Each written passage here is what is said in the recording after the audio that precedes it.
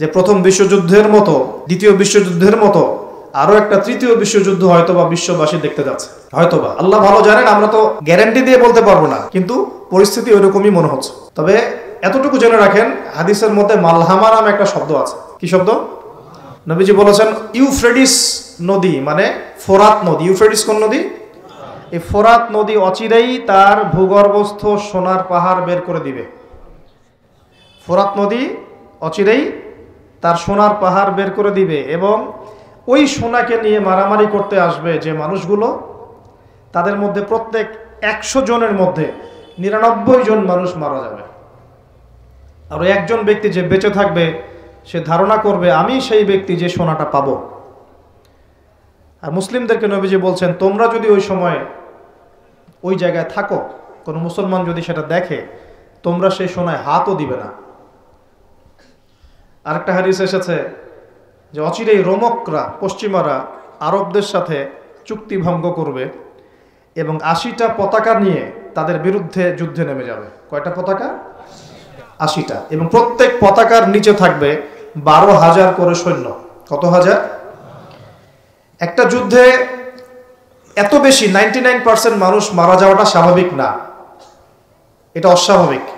ঢাল তলোয়ার AK-47 যুদ্ধে এমনটা হবে না বা হয় না। হয়তো এমন কোন অস্ত্র সেখানে প্রয়োগ করা হতে পারে, এটা আমাদের ধারণা, আল্লাহ ভালো জানেন, যেই অস্ত্রগুলো দিয়ে অল্প সময়ে বেশি বেশি মানুষ মেরে ফেলা সম্ভব। ঠিক যেমন এখনকার নিউক্লিয়ার ওয়েপেন্স বা থার্মোনিউক্লিয়ার ওয়েপেন্স হতে পারে, আল্লাহ ভালো জানেন।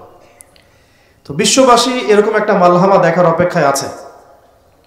এই মালহামার পরেই আসবেন ইমামুল মাহদি। ইমামুল মাহদির পরে আসবে ঈসা ইবনে মারিয়াম। ঈসা ইবনে মারিয়ামের পরে আসছে ইসলামিক খেলাফত। ওই খেলাফত থেকে খলিফা, এই শব্দটা নিয়ে কথা বলছি এখন। যারা কনসেপ্টটা না বুঝতে পারলে এখনকার জিও পলিটিক্সটা বুঝতে পারবেন না। ইউনাইটেড নেশনস আপনাদেরকে জিও পলিটিক্স বোঝাতে পারবে না। জিও পলিটিক্সটা বুঝতে হলে যারা কনসেপ্ট লাগবে। তাদের ধারণা, তাদের মাসিহ আসলে পরে জেরুজালেম থেকেই আবারও বিশ্ব শাসন করবে, এটা ওরা ধারণা করে। এই ধারণায় তারা বিগত 100 বছর থেকে কাজ করে যাচ্ছে। কত বছর থেকে? এবং কাজ করতে করতে করতে করতে এখন দেখেন কি অবস্থা। প্রায় বেশিরভাগ জায়গায় তারা দখল করে ফেলেছে। তারা রাজনীতি নিয়ন্ত্রণ করে ফেলেছে, তারা রাষ্ট্র গঠন করে ফেলেছে, তারা রাজধানী পর্যন্ত ঘোষণা করেছে, তারা অর্থনীতি নিয়ন্ত্রণ করে ফেলেছে, তারা ব্যাংকিং ব্যবস্থা নিয়ন্ত্রণ করে ফেলেছে, ব্যবসা বাণিজ্যের বড় বড় সেক্টর নিয়ন্ত্রণ করে ফেলেছে, প্রযুক্তিগুলো নিয়ন্ত্রণ করে ফেলেছে, অস্ত্রশস্ত্রগুলো মজুত করে ফেলেছে। এখন তারা যা ইচ্ছা তাই করতে পারে। এই কাজগুলো তারা কেন করছে এটা আপনারা বুঝতে পারছেন না। কেন তারা হাসপাতালে বোম মারবে? কেন শিশুদেরকে হত্যা করবে? আপনার তো একটা কুকুরের গায়ে লাথি মারতে মায়া লাগে, মায়া লাগে না? কিন্তু কিভাবে নির্দয়ভাবে এই কাজগুলো তারা 100 বছর থেকে করতে পারছে? কারণ তারা মনে করে তারা সঠিক কাজ করছে। তারা মনে করে যে তারা এই জায়গার মূল মালিক, এই জায়গার মূল মালিক তারা এটা মনে করে। এবং তারা নীলনদ, মিশরের নীলনদ থেকে ফোরাত নদী পর্যন্ত পুরো জায়গাটাকে হোলি ল্যান্ড মনে করে, পবিত্র জায়গা মনে করে। এবং তারা মনে করে যে আল্লাহ পাক তাদেরকে ওই জায়গাটা দিয়েছে, এই জায়গাতে থাকার কোনো অধিকার নাই। এই কারণেই তারা মুসলমানদের উপর বিগত এই 70-80 বছর থেকে, বলা যায় প্রায় 100 বছর থেকে, কারণ 1914 সালে তারা ঢুকেছে, এখন 2023 সাল চলছে, এই পুরো সময়টা জুড়ে তারা যে নির্বিচার বাড়িঘর দখল করা, জমি দখল করা, ধর্ষণ, শিশু হত্যা, ভাইদেরকে কারাগারে নিক্ষেপ করা, হ্যাঁ, নির্বিচার হত্যাযজ্ঞ, এগুলো কেন চালাচ্ছে? কারণ তারা মনে করে ওই জায়গাটা তাদের, এবং তারা মনে করে যে তাদের মাসিহ আসা মাত্রই তারা ওইখান থেকে বিশ্বটাকে শাসন করবে। এটা হবে সর্বশেষ জালেমদের শাসন, সর্বশেষ। এবং কত দিন শাসন করবে সেটাও নবীজি বলে গিয়েছেন সাল্লাল্লাহু আলাইহি ওয়াসাল্লাম। আল্লাহ নবী বলে গিয়েছেন সে শাসন করবে 40 দিন। কতদিন? যার প্রথম দিনটা হবে 1 বছরের সমান। অলৌকিক না বিষয়টা? দ্বিতীয় দিনটা হবে 1 মাসের সমান, তৃতীয় দিনটা হবে 1 সপ্তাহের সমান, বাকি দিনগুলো হবে আমাদের দিনের মতো। পৃথিবীর সামনে এটা অপেক্ষা করছে, পৃথিবীর সামনে এটা আসা অপেক্ষা করছে মাত্র। এই যে ওদের দৌরত্ব আপনি দেখছেন জায়নিস্টদের, এটা এমনি এমনি না। এই যে পশ্চিমা মদত, আমেরিকার সাহায্য, ব্রিটেনের সাহায্য, পুরো পশ্চিমা বিশ্বের সাহায্য, এত শক্তি, এত দাপট তারা দেখাচ্ছে, যা ইচ্ছা তাই করে ফেলছে। ইচ্ছা হলো 200টা বাচ্চাকে মেরে ফেললাম, কেউ বলার কিছু নাই। আশপাশে আরব কান্ট্রিগুলো তাকায় তাকায় ফুটবল খেলা দেখছে, ঠিক আছে? সবাই সর্বোচ্চ এতটুকু বলতে পারে, আমরা নিন্দা জানাই, আমরা এর তীব্র প্রতিবাদ জানাই, দ্যাটস অল, এতটুকু। আরবের তেল সব নিয়ন্ত্রণ করে ফেলেছে, আরবের চতুর্পাশে তার প্রতিবেশী রাষ্ট্র স্থাপন করেছে এবং প্রত্যেকটা রাষ্ট্রে সে মুনাফিকদেরকে বসিয়ে দিয়েছে। এত এত কিছু কিভাবে করতে পারছে? কি মনে হয় আপনাদের কাছে? এমনি এমনি নয় তো। আমি এই জায়গা থেকে এখানে আসছি, ওইখান থেকেই দাউদ আলাইহিস সালাম বিশ্ব শাসন করেছিলেন। আল্লাহ পাক তাকে বলছেন খলিফা। কি করেছিলেন তিনি? আল্লাহ পাক তাকে বলছেন, ইয়া দাউদ, একটু মনোযোগের সাথে শুনেন, হে দাউদ, ইন্না জাআলনাকা খলিফাতান ফিল আরদ, আমি আল্লাহ তোমাকে এই জমিনে খলিফা করেছি। সুবহানাল্লাহ। এবং ওই জমিন বলতে কিন্তু এখন জেরুজালেম, আরদ মানে এখানে কিন্তু ওই বাইতুল মুকাদ্দাস। তিনি ওখান থেকেই বিশ্ব শাসন করেছিলেন। তোমার দায়িত্ব কি হে দাউদ? তোমার কাজটা কি? ফাহকুম বাইনান নাসি বিল হক, সূরা সাদ পড়ে দেখেন। তোমার কাজ হচ্ছে মানুষের মাঝে, অনুসারী জনগণের মাঝে তুমি ন্যায় বিচার প্রতিষ্ঠা করবা। কি করবা? তার মানে একজন, যে কেউ, একজন মেম্বার হোক, একজন চেয়ারম্যান হোক, একজন এমপি হোক, একজন মন্ত্রী হোক, একজন পিএম হোক, যাকে আল্লাহ পাক যেখানে দায়িত্ব দিবেন, খলিফা হিসেবে তার কাজ কি বলেন তো? ফাহকুম বাইনান নাসি বিল হক, সত্য ন্যায়ের মানদণ্ডে মানুষের মাঝখানে বিচার ফয়সালা করবা, বাস, এটা আপনার কাজ। নেতৃত্ব দিলে দোষের কিছু নাই, নেতৃত্ব পেলেও দোষের কিছু নাই, কিন্তু ফাংশনটা কি? একজন খলিফার কাজটা কি? আবু বকর সিদ্দিক কেমন খলিফা ছিলেন? ওমর কেমন ছিলেন? ওসমান কেমন ছিলেন? আলী কেমন ছিলেন রাদিয়াল্লাহু আনহুম আজমাইন? তারা এই আয়াতের উপর আমল করতেন, ফাহকুম বাইনান নাসি বিল হক, মানুষের মাঝখানে ন্যায় বিচার করো। ন্যায় বিচার কথা বলা হয়েছে, ন্যায় বিচার। এখন ন্যায় বিচার কতটুকু কি হচ্ছে না হচ্ছে এটা আপনারা আমার চেয়ে ভালো জানেন, আমি এইসব নিয়ে কথা বলতে চাই না, কিন্তু আমাদের কাজ এতটুকুই, যাকে আল্লাহ পাক যেখানে দায়িত্ব দিবেন ন্যায় বিচার। আরো আল্লাহ বলছেন, আয়াতটা শেষ হয়নি, আরো সামনে একটু আছে। আল্লাহ পাক বলছেন, ওয়ালা তাত্তাবিউল হাওয়া, ন্যায় বিচার করো এবং নিজের হাওয়া প্রবৃত্তির অনুসরণ করো না, নিজের মন গড়া বিধানের অনুসরণ করো না, নিজের প্রবৃত্তির দাসত্ব করো না। যদি করো তাহলে কি হবে? ইউদিল্লাকা আন সাবিলিল্লাহ, তাহলে আল্লাহ পাকের এই সরল পথ থেকে ওই প্রবৃত্তির অনুসরণ তোমাকে বিচ্যুত করে দিবে। কার কথা এগুলো? আল্লাহর কথা। ইন্নাল্লাযীনা ইউদিল্লুনা আন সাবিলিল্লাহ, পরের আয়াত, নিশ্চয়ই যারা আল্লাহ পাকের সরল পথ থেকে বিচ্যুত হয়ে গেছে, লাহুম আযাবুন শাদীদ, তাদের জন্য কঠিন শাস্তি আছে। আযাবুন শাদীদ মানে কঠিন শাস্তি আছে। বিমা নাসু ইয়াউমাল হিসাব, এই কারণে যে তারা হিসাবের দিনটা ভুলে গিয়েছে। এই দুইটা আয়াত আমি শোনাই দিলাম আপনাকে। আল্লাহ পাক যাকে যেখানে দায়িত্ব দিবেন সব সময় এই দুইটা আয়াত মাথায় রাখবেন, যে আল্লাহ পাক আপনাকে দাউদ আলাইহিস সালামের মতো কাজ দিয়েছেন, আল্লাহ পাক আপনাকে আদম আলাইহিস সালামের মতো কাজ দিয়েছেন।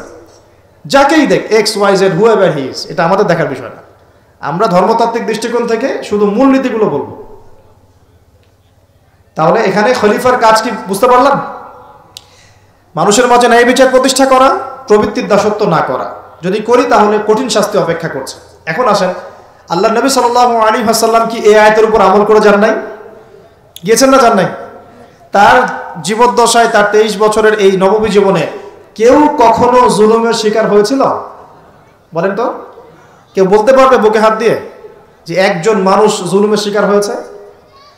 তার রেখে যাওয়া ইসলামের এই প্ল্যাটফর্মের উপরে আবু বকর সিদ্দিক শাসন চালিয়েছেন 2.5 বছরের মতো। আবু বকর সিদ্দিকের সময় কি কেউ জুলুমের শিকার হয়েছিল? তিনি কি এই আয়াতগুলোর উপর আমল করেছিলেন না করেন নাই? তাহলে তিনি একজন সফল খলিফা ছিলেন। আমরা খলিফা এবং খেলাফা দুটার ব্যাখ্যা বুঝতে পারলাম। যে খলিফা আল্লাহ পাকের বিধান মেনে বিচার ফয়সালা করে, ওই শাসন ব্যবস্থাটাকেই বলা হয় খিলাফা। এটা নতুন কোনো মৌলবাদী শব্দ নয়, আমরা ভুল বুঝি, আমাদেরকে ভুল বোঝানো হয়। একজন খলিফা যে আল্লাহ পাকের বিধান অনুযায়ী বিচার ফয়সালা করে, তার ওই শাসন ব্যবস্থাটাকে বলা হয় খিলাফা, যেটা আসবে সামনে ঈসা আলাইহিস সালামের হাতে।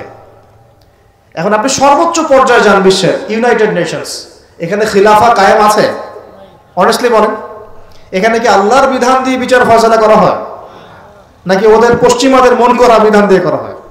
আমাদের যদি এর পরেও চোখ না খুলে, তাহলে নিশ্চিত আমরা ইন্টারনালি ব্লাইন্ড, আধ্যাত্মিকভাবে অন্ধ হয়ে গেছি। আর যারা অন্ধ তারাই তো অন্ধ অনুসরণ করবে। আমি জানি আমাদের উপরের লেভেলে যারা আছেন তারা এগুলো সব ভালো করেই বোঝেন, কিন্তু পরিবেশ পরিস্থিতির কারণে অনেক সময় তারা সত্য কথা বা সাহস করে অনেক কিছু বলতে পারেন না, কারণ তারা অবশ্যই বোঝেন তারা মুসলিম পরিবার থেকে এসেছেন। আমাকে বলেন, তাদের যে সিস্টেম, এই সিস্টেমের মধ্যে যে অর্থ ব্যবস্থাটা আছে, এটা সুদ ভিত্তিক না সুদ বিবর্জিত? তাহলে এটা কি আল্লাহ পাকের কোরআনের সাথে গাদ্দারি হয়নি? তাহলে ওর আন্ডারে থাকলে কি আমরা সত্যিকারের খেলাফা কায়েম করতে পারবো? সম্ভব না। ও যে মিডিয়াগুলো চালায়, এই মিডিয়াতে ও যা মানুষকে বোঝায় তাই। একজন মুসলমানকে যদি ও সন্ত্রাসী রূপে উপস্থাপন করে, সারা বিশ্ব বলে হ্যাঁ ও সন্ত্রাসী। একজন ব্যক্তি, আমি নাম মেনশন করছি না, গণহারে মানুষ হত্যা করেছে, তাকে শান্তিতে নোবেল পুরস্কার দেওয়া হয়েছে। এই হলো ওদের চরিত্র। মিডিয়া, ওদের পলিটিক্যাল সিস্টেম, ব্যাংকিং সিস্টেম, ওদের প্রযুক্তি, এগুলো কোনটা মুসলমানের স্বার্থে? কোনটা কি মুসলমানের স্বার্থে? সবগুলো করেছে ওদের স্বার্থে। ওখানে গিয়ে আমরা সর্বোচ্চ কি করতে পারি? আমরা হয়তো ওই যে ফিডেল ক্যাস্ট্রোর মতো একটা ভাষণ দিতে পারবো, অথবা ওই গাদ্দাফির মতো একটা ভাষণ দিতে পারবো। যারাই সেখানে দাঁড়িয়ে লম্বা লম্বা লেকচার দিয়েছে, গরম গরম বক্তব্য দিয়েছে, ওদের সবাইকে হয় মেরে দেওয়া হয়েছে, না হলে ক্ষমতাচ্যুত করা হয়েছে। আমাদের চোখ কবে খুলবে? এটা একটা কুফরি শক্তি। এটা এই পৃথিবীর সবচেয়ে বড় শিরক, সবচেয়ে বড় তাগুত, সবচেয়ে বড় কুফর। এর গোড়ায় গিয়ে আমাদেরকে আঘাত করতে হবে, এবং সেই আঘাতটা আমরা করতে পারবো না, আমরা জানি। সেই আঘাতটা করবে ইমামুল মাহদী এবং ঈসা আলাইহিস সালাম। আমি জানি আমরা কিছু করতে পারবো, এবং আমি আপনাকে করতেও বলছি না কিছু, ভবিষ্যৎটা বলে দিচ্ছি ইনশাআল্লাহ। এই বৈশ্বিক এই শিরক আর কুফর তাগুতের গোড়ায় শিকড়ে আঘাতটা করবে কে? ঈসা আলাইহিস সালাম। তারপরে আবার জেরুজালেম থেকে বিশ্ব শাসন হবে ইনশাআল্লাহ। তখন প্রত্যেকটা মুসলমানের হক অধিকার রক্ষা করা হবে। তখন মুসলমানরা এইভাবে মাথা নত করে বাঁচবে না, মাথা উঁচু করে বাঁচবে ইনশাআল্লাহ। এত সহজ যে মুসলিম বাচ্চাদেরকে বোম্বাই হত্যা করে ফেললো। আমি আপনাদেরকে দলিল দিলে রাত 2টা-3টা বেজে যাবে। একজন সাহাবীর হত্যার প্রতিশোধ নেওয়ার জন্য নবী সাল্লাল্লাহু আলাইহি ওয়াসাল্লাম 30,000 সৈন্যবাহিনী রেডি করে রোমানদের বিরুদ্ধে যুদ্ধ করতে পাঠিয়েছে। কজন সাহাবী? আবার একজন দিনী বোন, মুসলিম রমণী মহিলা সাহাবীর ইজ্জতের বিনিময়ে পুরা বনু কুরাইজার সাথে নবী যুদ্ধ করেছেন।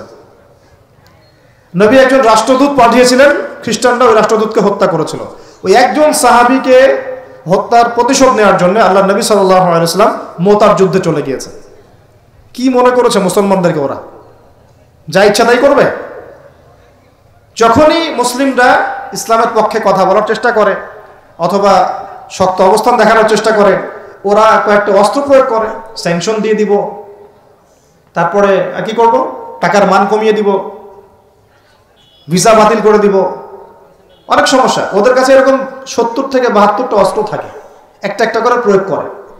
স্যাংশন একটা অস্ত্র, ভিসা একটা অস্ত্র, টাকার মান ইনফ্লেশন হবে এটা একটা অস্ত্র, ঋণ দেওয়া বন্ধ করে দেবো একটা অস্ত্র, IMF এর লোন দিব না একটা অস্ত্র। এরকম অস্ত্র শেষ নাই। এগুলো আপনারা সবাই বুঝবেন না, পলিটিশিয়ানরা বুঝবেন। এই শক্তিটা, এই পুরো পশ্চিমাদের এই পুরো শক্তিটা, আমি বলছি না তাদের মধ্যে ভালো মানুষ না, এটা বলছি না, এটা যারা নিয়ন্ত্রণ করে তাদের নাম তারা কারা? কখনোই মুসলমানদের স্বার্থে কাজ করবে না। কশ্চিন কালেও তারা এই মুসলিম বাচ্চাদের রক্তের বদলা নিবে না। কশ্চিন কালেও তারা আমাদের এই ভাই বোনদের জীবনের মূল্য দিতে পারবে না। তারা আমাদের পক্ষে অবস্থান নিবে না। হাজার হাজার মুসলিমকে মেরে ফেলার পরেও তারা ওদেরই পক্ষে অবস্থান নিবে। এমনকি যে এগুলো নিয়ে কথা পর্যন্ত বলবে তাকে গুপ্ত হত্যা করে হত্যা করতে পারে। পড়াশোনা করেন, আমাদেরকে চোখ কান খোলা রেখে চলতে হবে। আমি এই মূল জায়গা থেকে আস্তে আস্তে শেষের দিকে আসতেছি, একটু মনোযোগ ধরে রাখেন। এটা হলো খেলাফা এবং খলিফার ফাংশন। এখন আবু বকর সিদ্দিক কি এটা আমল করে দেখেন নাই? উমর ইবনে খাত্তাব তার 10 বছরের শাসন, কত বছর? এই 10 বছরে আপনি একজন মানুষ দেখান যে অনাহারে মারা গেছে বা দারিদ্র সীমার নিচে ছিল, বা ওই 10 বছরে একজন মুসলিম বোনের ইজ্জত হানি করা হয়েছে, একটা বাচ্চাকে হত্যা করতে পেরেছে, বা একজন মুসলিম ভাইকে অন্যায়ভাবে হত্যা করেছে, বা শুধু মুসলমানদের উপরে গরম গরম কথা পর্যন্ত বলেছে, একটা দলিল খালি দেখানো আমাকে 10 বছর আপনি দেখাতে পারবেন না।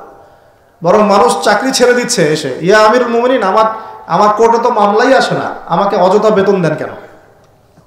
এই যে বর্তমান রাষ্ট্র ব্যবস্থার কাঠামো, এটা ওমর রাদিয়াল্লাহু আনহু দিয়েছেন। তার জীবনী পড়ে দেখেন, ইতিহাসগুলো পড়ে দেখেন। এখন এই 10 বছর যদি এভাবে চালানো যায় তাহলে আমরা কেন এখন দুর্বল হচ্ছি? আরো সামনে যান, ওই 10 বছরে উমর রাদিয়াল্লাহু আনহু এই বাইতুল মুকাদ্দাসও জয় করেছিলেন, মনে আছে? উটের পিঠে তিনি একবার চলেছেন, তারপর ভিত্তকে উঠিয়েছেন, ওটা নিয়ে কাজী নজরুল ইসলাম কবিতা লিখেছিলেন। এগুলো তো এখন নাই, কবিতাটা। এটা তো আমিরুল মুমিনিন কবিতা ছিল না একটা আগে, ওটা তো এখন আপনারা পড়তে পারেন না। কেন পড়তে পারেন না এটা আপনারা বুঝবেন। কেন পড়া যাচ্ছে না, কি সমস্যা হচ্ছে, পড়লে কি হবে, কোথায় নিয়ে যাচ্ছি আমরা বাচ্চাদেরকে, এখন কোন দিকে নিয়ে যাচ্ছি বাচ্চাদেরকে আমরা? আসলে ইসলামী শিক্ষা ছাড়া আপনি যত শিক্ষায় শিক্ষিত করেন না কেন, পরকালে আপনি পস্তাবেন, আমরা পস্তাবো না।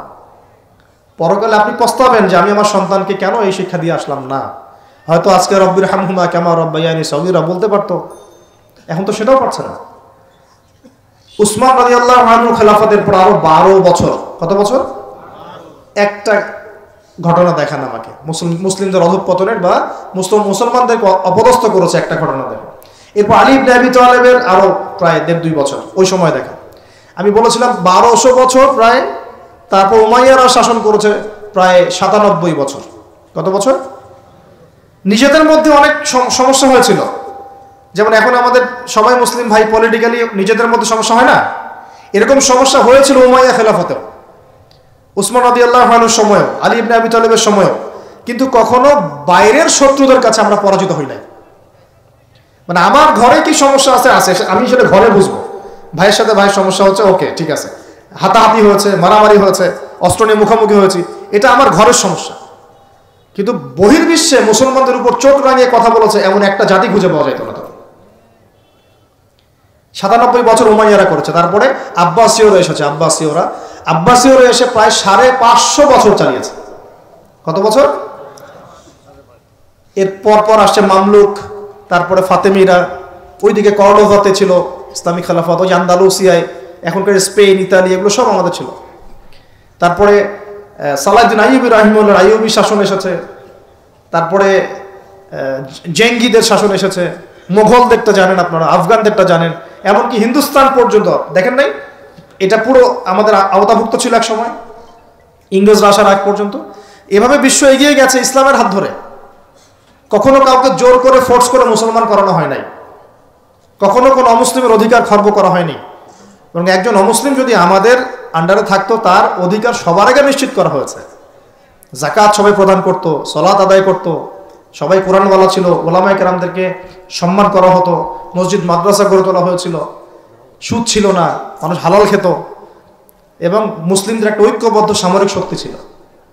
আস্তে আস্তে আস্তে আস্তে বিগত বেশি দিন না, আমার স্টাডি হচ্ছে বিগত মাত্র 100 থেকে 150 বছর, লাস্ট 100 থেকে 150 বছরে আমাদের পুরো টেবিলটাই উল্টে গেছে মনে হয়।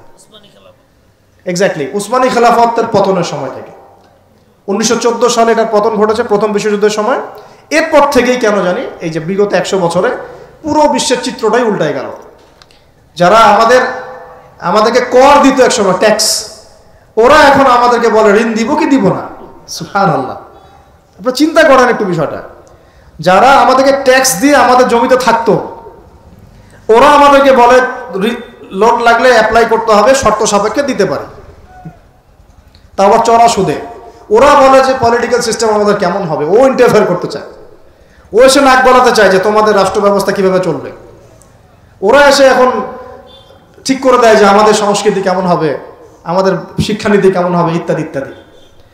আপনি বিশ্বাস করেন বাংলাদেশে যারা উপর থেকে নিচু লেভেলে যে সেক্টরে মানুষরা আছেন, এদের মধ্যে বহু ইমানদার মানুষ আছে, বহু ইমানদার মানুষ আছে। পলিটিশিয়ানদের মধ্যে, র্যাবে, বিজিবিতে, আর্মিতে, আনসারে, প্রত্যেকটা জায়গায় এমন বহু মানুষ আছে যাদেরকে যদি আপনি পাঠাতেন যে যাও ওই জালেমদের বিরুদ্ধে অস্ত্র ধরো, দেখতেন ওরা বুক পেতে শহীদ হয়ে যেত। বহু মানুষ আমাদের দেশে আছে। ইমান আমরা লালন করি বলেই তো কথাগুলো বের হচ্ছে। আমাদের জায়গা, আমাদের জমি, আমাদের ভাই, আমাদের বোন, আমাদের বাচ্চাকে মেরে শেষ করে ফেললো, আমরা সামান্য প্রতিবাদটুকু করতে পারছি না। প্রতিবাদ করার প্ল্যাটফর্মটা কোথায়? জাতিসংঘে যেতে হবে। জাতিসংঘে গিয়ে প্রতিবাদ করে লাভটা কি হবে? ও বলবে যে আমি তার পাশে আছি, সবশেষে ও 2-3টা মিত্র বানায় নিবে। বাংলাদেশের মতো ছোট একটা দেশ যে পরিমাণ সাহস দেখিয়েছে, ওখানে আরবের বড় বড় মুসলিম রাষ্ট্রগুলো সেই সাহস দেখাতে পারে না। কিসের ওয়াইসি, নাটক, সার্কাস মনে হয় এগুলাকে। 110-20 জন বসবে, খ্যাপসা খাবে, খ্যাপসা আর ওই যে কি ফাহাম, এগুলো খাবে বসে বসে। কোকোকোলা পান করো, কোকোকোলা, স্প্রাইট। শেষমেশ সবাই মিলে একটা সিদ্ধান্তে আসলো যে নিন্দা জানানো দরকার, নিন্দা জানাই। কেন নিন্দা জানাই? আরবের জনগণ তো খেপে যাবে, জনগণ তো ইমানদার, জনগণ বলবে যে আপনারা কিছু করেন না কেন, ওদেরকে দেখান। আজ পর্যন্ত কি পদক্ষেপটা নিয়েছে? 15,000 মানুষের জীবনের মূল্য কি এই 1500 টাকার ত্রাণে চলে যাবে? এত ত্রাণ দিলেই হয়ে যাবে? কেউ কেউ তো বর্ডার পর্যন্ত বন্ধ করে রেখে দিচ্ছে যে এখানে আসতেও দিব না। এই হিস্ট্রি একদিন 2 দিনের না, আমি এক মিনিটে বলতে পারবো না। আপনারা ডক্টর রাগিব সারজানি এবং ডক্টর আলী মোহাম্মদ সাল্লাভি, তাদের ইতিহাসের বইগুলো পড়েন। ফিলিস্তিন নিয়ে বহু কিতাব আছে। এটা বিশাল ইতিহাস। এটা এখন অক্টোবর মাসের ঘটনা না, এটা অক্টোবর মাসের 6 তারিখে নতুন করে শুরু হয়েছে মাত্র। এটা প্রায় 97 বছর থেকে চলছে। কখনো এই রমজানে, কখনো সেই রমজানে, কখনো এই ইস্যু নিয়ে, কখনো সেই ইস্যু নিয়ে, কখনো নিজেরাই এটাকে সৃষ্টি করে। করতে করতে আস্তে আস্তে আস্তে 76 ভাগ জায়গা ওরা এখন দখল করে ফেলছে। সামনে বুঝতে পারবেন। তো এটা একদিন 2 দিনের ইতিহাস নয়। আর এই প্রতিহতটা মানুষ আজকে নতুন করে করছে এমন নয়, প্রতিহত করেছে অনেকেই। অনেক সংগঠন এখানে প্রতিহত করে করে করে করে চলে গেছে। এখন না হয় আপনি দেখতে পাচ্ছেন, আগে তো সে ছিল না। ইন্তেফাদার আগে তো সে ছিলই না। নতুন করে তাকে প্রথম শুরু করেছিল ইখওয়ানুল মুসলিমিন, ইজউদ্দিন, উনি প্রথম শুরু করেছিলেন 1935 সালের দিকে। ইতিহাসগুলো পড়তে থাকেন এবং কিভাবে তার আস্তে আস্তে এই জায়গায় ঘাঁটি গেড়েছে। আর এখন তারা কত শক্তিশালী আমাদের কল্পনার বাইরে। আমরা আমাদের আল্লাহ রাব্বুল আলামিনের কাছে দোয়ার চ্যানেল খোলা আছে। আমরা আমাদের মন থেকে দোয়া করবো ইনশাআল্লাহ। বলতে পারলে বলবো, লিখতে পারলে লিখবো, পণ্য বয়কট করতে পারলে করব, আমরা কূটনৈতিক সম্পর্ক ছিন্ন করতে পারলে করব। আমাদের পক্ষে যা করা সম্ভব তাই করবো ইনশাআল্লাহ। কারণ আমাদের তো হাত বাঁধা।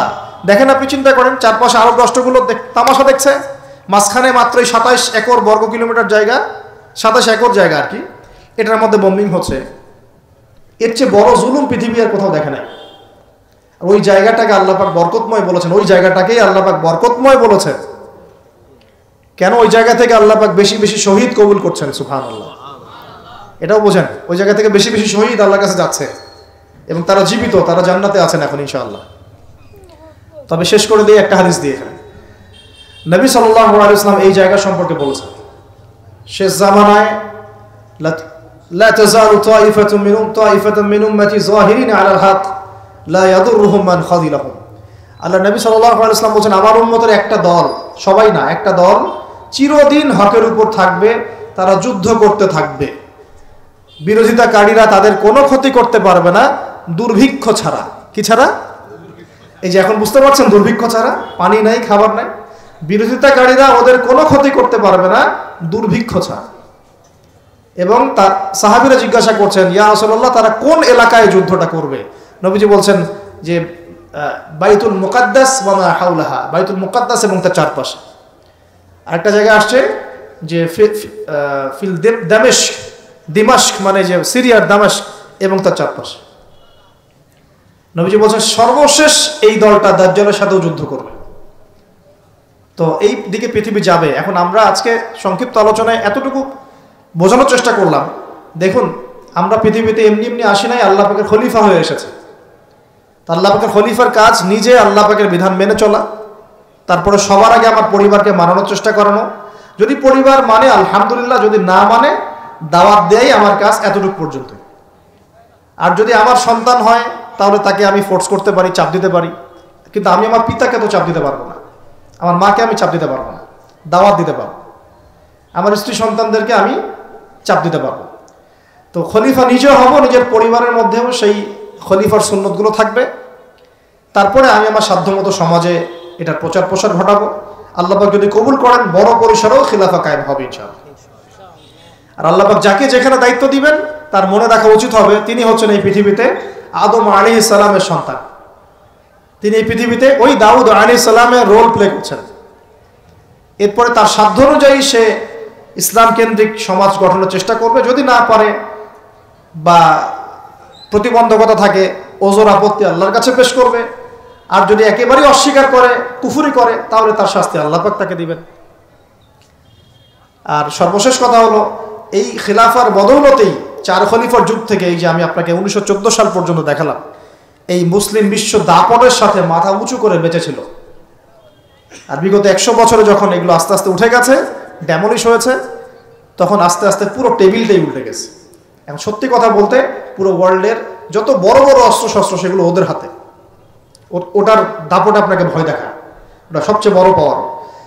তারপরে প্রযুক্তিগুলো ওর হাতে, মিডিয়াগুলো ওর হাতে, ওদের হাতে, অর্থনৈতিক সিস্টেম, সুদভিত্তিক ব্যাংকিং সিস্টেম ওদের হাতে। যতগুলোর নাম বলে না, federal reserve, IMF, world bank, সব ওদের।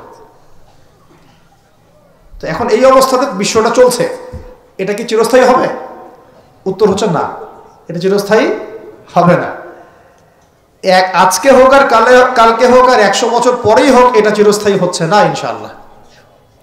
কখন চিরস্থায়ী হবে না? যখন একটা প্রজন্ম গড়ে উঠবে, যেই প্রজন্ম তাদের মুসলিম বীর সেনাদের ইতিহাস জানে, শেকড় চিনে, যেই প্রজন্ম 5 ওয়াক্ত নামাজি, মাশাআল্লাহ, তাহাজ্জুদ গোজার, হালাল খায়, যারা আদর্শ পরিবার করার চেষ্টা করে, যারা সৎ কাজে আদেশ করে, অসৎ কাজে নিষেধ করে, যারা ইউনাইটেড, ঐক্যবদ্ধ, বিভক্ত না, যারা আল্লাহর বিধানের সামনে মাথা পেতে দেয়, অন্য কোনো তাগুতি বিধান তারা মেনে চলে না, যারা ইসলামটাকে আবারও বিশ্ব বিজয়ী করার ফিকির করে, চিন্তা করে, ওইভাবে কাজ করে, ইনশাআল্লাহ ওই রকম প্রজন্ম যখন আসবে তখন বিজয় দেখতে পারবো ইনশাআল্লাহ। তবে আমার মনে হয় না যে এখন সেই প্রজন্ম আছে বা চলছে, আমার মনে হয় না। কারণ এখন আমরা বেশিরভাগ ক্ষেত্রেই দুনিয়া নিয়ে ব্যস্ত হয়ে গেছি। আমরা অনেকেই নামাজ ছেড়ে দিয়েছি। কোরআন তো মাশাআল্লাহ আমরা বললাম প্রথমে যে অনেকেই পড়তে জানি না, সুন্নাহ মাফিক জীবনযাপন করছি না। পরিবার তো আসলে কি বলবো, নিজের বলতে নিজেরই খারাপ লাগে। অনেক পরিবার এখন জাহান্নামের টুকরা হয়ে গেছে, জাহান্নামের টুকরা হয়ে গেছে। সৎ কাজে আদেশ সবাই করছি না, অসৎ কাজে নিষেধ সবাই করছি না। ভাইয়ে ভাই আমরা গোশত খাওয়া নিয়ে ব্যস্ত হয়ে আছি, খালি মারামারি, কাটাকাটি, দাঙ্গা হাঙ্গামা। এমনকি দাড়ি টুপিওয়ালা মানুষরাও এখন একে অপরের গোশত খাচ্ছে বসে বসে। অনেকেই কে কার ভুল ধরতে পারবে, কে কাকে অপদস্থ করতে পারবে, কে কাকে জাতির সামনে ছোট করতে পারে, মানে এগুলোই মনে হচ্ছে আমাদের কাজ। অথচ আমরা মূল লক্ষ্য থেকে কোথায় সরে গেলাম, মূল লক্ষ্যটা থেকে কত দূরে সরে গেলাম। আল্লাহ পাক আমাদেরকে সেই মূল বিষয়গুলো বোঝার তৌফিক দান করুন। ঘরের পাশে আগুন লাগলে কি ভাই আপনি এখানে ভাইয়ে ভাইয়ে তর্ক করবেন? আগুন আগে নিয়ে ভাবো। পুরো বিশ্বে আগুন জ্বলে গেছে, আগুন জ্বলছে পুরো বিশ্বে। তারা অঘোষিত ক্রুসেড রচনা করেছে, অঘোষিত, ঘোষণা দিয়ে রচনা করে নেই, ভিতরে ভিতরে অঘোষিত ক্রুসেড রচনা করেছে। ওরা একটা জিনিসই চিনে যে লা ইলাহা ইল্লাল্লাহ কালিমা কে পড়ে ওকেই ধরতে হবে। ওদের চিন্তা এরকম। সবার না, আমি বলছি ওদের মধ্যে সবাই খারাপ তা বলছি না, কিন্তু জায়নিস্টদের কথা বলছি আমি। আপনাকে দেখবেন আপনি শিয়া না সুন্নি, আপনি আহলে হাদিস না হানাফি, আপনি শাফেঈ না হাম্বলি, আপনি বাংলাদেশি না পাকিস্তানি, এগুলো কিচ্ছু দেখতে আসবে না। ওরা শুধু চিনে একটা কালিমা, লা ইলাহা ইল্লাল্লাহ মুহাম্মাদুর রাসূলুল্লাহ। যারাই পড়ছে এদেরকে ধরো, টার্গেট করো। তারা মুসলিম এবং ইসলামকে মিটিয়ে ফেলতে চায়। আল্লাহ পাক কোরআনে এটা বলেছেন, ইউরিদুনা লিইউতফিউ নূরাল্লাহি বিআফওয়াহিহিম। তারা আল্লাহ পাকের এই নূর মানে কোরআন, হাদিস, ইসলাম, এটাকে মুখের ফুৎকারে নিভিয়ে ফেলতে চায়। আল্লাহ বলছে ওয়াল্লাহু ইউতিম্মু নূরাহু, কিন্তু আল্লাহ পাক তার নূরকে প্রজ্বলিত করবেন। ওয়ালাউ কারিহাল কাফিরুন, যদিও এই কাফেররা এটা পছন্দ করে না। মানে এটা প্রজ্বলিত করার দায়িত্ব আল্লাহ পাকই নিয়েছেন। কখন হবে? 2-3টা আয়াত বলে শেষ করে দেই খালি। আল্লাহ পাক বলেছেন ইন তানসুরুল্লাহা ইয়ানসুরুকুম, তোমরা যদি আল্লাহকে সাহায্য করো, মানে তোমরা যদি আল্লাহর দ্বীনকে সাহায্য করো, তাহলেই আল্লাহ তোমাদেরকে সাহায্য করবে। এমনি এমনি সাহায্য নামবে না। এই যুগটা আবরাহার যুগ না, যে আবরাহা হস্তি বাহিনী নিয়ে হেঁটে যাবে আর আসমান থেকে পাখি আসবে ঝাঁকে ঝাঁকে, আবাবিল তৈরন আবাবিল নেমে আসবে। এটা সেই যুগ না। এখানে আপনাকে আপনার রিজিকের ফয়সালা যেমন নিজেকে করতে হয়, কাজ করতে হয় না, আকাশ থেকে মান্না সালওয়া পড়ে, রিজিক আল্লাহ দেন, কাজ আমাকে করতে হয়। ঠিক একইভাবে দিন প্রতিষ্ঠার ক্ষেত্রে ওইভাবেই কাজ না করলে আল্লাহ রাব্বুল আলামিন আসমান থেকে বিজয় দিবেন না। ইন তানসুরুল্লাহ ইয়ানসুরকুম, তোমরা যদি আল্লাহকে সাহায্য করো, তবেই আল্লাহ তোমাদেরকে সাহায্য করবেন। ওয়া ইউসাব্বিত আকদামাকুম, তোমাদের পা আল্লাহ পাক সুদৃঢ় করে দিবেন ইনশাআল্লাহ। সুবহানাল্লাহ। আরো বলেছেন আল্লাহ পাক, ইন্নাল্লাহা লা ইউগাইয়িরু মা বিকওমিন, আল্লাহ পাক কোনো কওমের অবস্থা ততক্ষণ পরিবর্তন করেন না। শুনে নেন, আল্লাহ পাক কোনো কওমের অবস্থা ততক্ষণ পরিবর্তন করেন না হাত্তা ইউগাইয়িরু মা বিআনফুসিহিম, যতক্ষণ না তারা নিজেরা নিজেদের অবস্থা পরিবর্তনের চেষ্টা করছে। আল্লাহ পাকের কথার উপর কোনো কথা নাই, এর উপর কোনো ওয়াজি নাই, আমাদের কথা তো কিচ্ছু না, আল্লাহ পাকের কথার উপর কোনো কথাই নাই। ইন তানসুরুল্লাহ ইয়ানসুরকুম, তোমরা আল্লাহকে সাহায্য করো, আল্লাহর দ্বীনকে সাহায্য করো, আল্লাহ তোমাদেরকে সাহায্য করো। ওয়া ইউসাব্বিত আকদামাকুম, পা শক্ত করে দিবেন ইনশাআল্লাহ, কেউ টলাতে পারবে না।